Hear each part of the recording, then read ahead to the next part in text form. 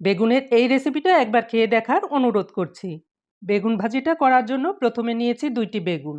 এরপর এর মধ্যে দিয়েছি স্বাদ অনুসারে লবণ, হলুদের গুঁড়ো। এই পর্যায়ে দিয়েছি ১ টেবিল চামচ কর্নফ্লাওয়ার। ভালো করে মাখিয়ে নিয়েছি। ১ টেবিল চামচ পেঁয়াজ বাটা, হাফ চা চামচ রসুন বাটা, ২-৩টি কাঁচা লঙ্কা বাটা, মশলার জন্য সামান্য লবণ।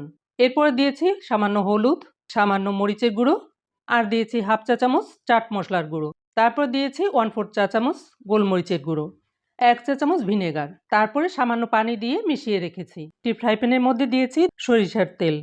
এর মধ্যে এক এক করে বেগুনগুলোকে দিয়ে দিয়েছি। ঢাকনা দিয়ে ঢেকে ভেজে নেব। প্রায় ২ মিনিট পরে ঢাকনাটা তুলে নিয়েছি। অপর সাইডও ঢেকে দিয়ে আরও ২ মিনিট রান্না করে নেব। এখন আমি প্যান থেকে তুলে নিচ্ছি। তারপর দিয়েছি সেই মিশিয়ে রাখা মশলাটা। মশলার মধ্যে দিয়ে বেগুনটাকে মশলার সঙ্গে ভালো করে এপাট ওপাট করে ভেজে নিতে হবে।